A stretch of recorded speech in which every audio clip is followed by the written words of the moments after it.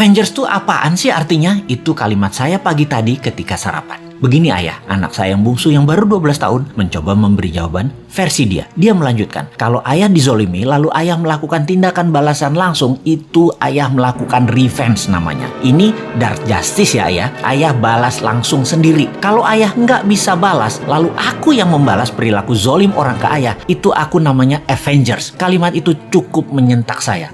Lumayan juga diajari anak zilenial ini. Straight to the gut, langsung tonjok perut. Dia melanjutkan, jadi ide-ide ayah di sosmed kalau banyak yang bergerak lalu membuat kekuatan melawan Thanos dunia, mereka adalah Avengers di dunia nyata.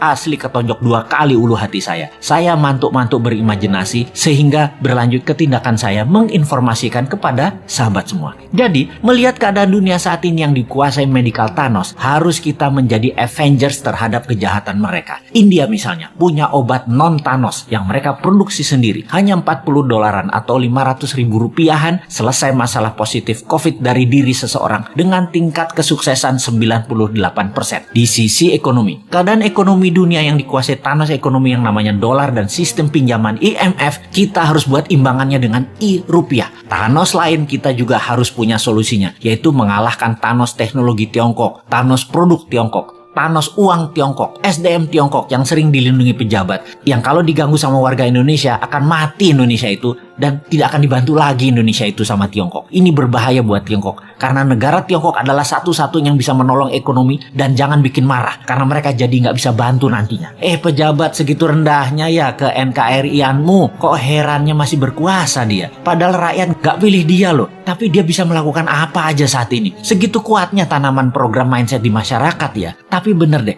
saat ini buzzer banyak yang japri DM ke Bosman untuk tobat bahwa setelah keluarga mereka banyak terpapar COVID dan bahkan meninggal, mereka mikir juga untuk selamanya menjadi corong semu kebenaran. Waduh, bahaya ini kalau lover jadi hater. Kita tidak boleh membenci saudara sebangsa. Kita hanya mengingatkan perilakunya buzzer yang menjadi ancaman integritas dengan produknya membenci sesama anak bangsa. Kita harus sudahi. Para buzzer, tobat. Andalah pemecah belah kesatuan NKRI. Juga mereka di sekeliling pejabat di istana yang parnoan karena tidak ingin sisi lain anak bangsa dapat porsi. Menjadi pembisik pejabat dengan memberikan informasi untuk membenci kelompok yang menjual agama. Dan ini adalah generalisir yang berbahaya. Pendekatan solusi tersering dengan kekerasan itu juga harus disudahi. Ini bisa semakin meruncing perbedaan dan ini menunjukkan ketidaknegarawanan pejabat serba bisa itu. Karena apa-apa dia yang ditugaskan untuk menyelesaikan. Harusnya dirangkul. Harusnya anak itu kalau salah jangan dimarahi atau dihukum, tetapi dirangkul. Pak Harto sukses selama 32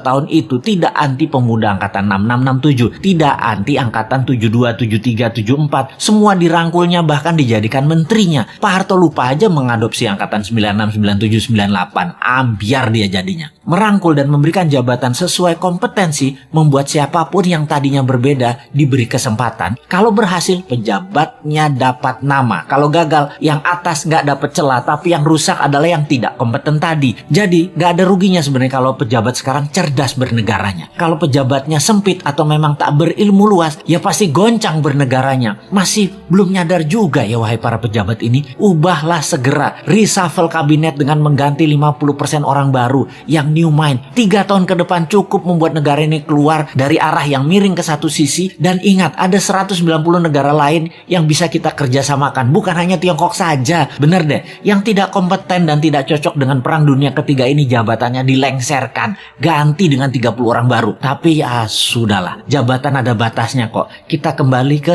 Avengers. Dunia saat ini dikuasai dark side, dikuasai Thanos. Pertama, kita harus melakukan pemahaman dulu bahwa globalis cabal itu ada, tindakannya kejam, dan negara-negara pejabatnya yang lemah nasionalismenya pasti kemakan mereka dan negaranya tadi jadi jajahan versi baru. Kita harus edukasi bangsa Indonesia ini jangan bergantung pada asing-asing dan globalis, tetapi kita harus berdikari, kekuatan ekonomi sendiri, kekuatan kesehatan sendiri, bergandeng tangan dengan mereka yang nasionalis di luar juga juga banyak, seperti India salah satunya. Jauh-jauh hari Bosman mengatakan obat COVID India akan menjadi terkuat di luar Tiongkok dan globalis. Sungguh, India is the next China. Afrika is the next province of China. Indonesia bisa the next Amerika kalau pemerintahnya paham. Tapi urusan ini kita biarkan dulu. Sebarkan video-video Bosman ini untuk masyarakat memahami globalis musuh kita bersama dan oligarki perusak sistem bernegara Indonesia. Kita harus memberikan pemahaman bernegara level dunia demi NKRI utuh di bawah panji Avengers New Mind, yaitu Anda semua sahabat. Anda adalah Avengers New Mind.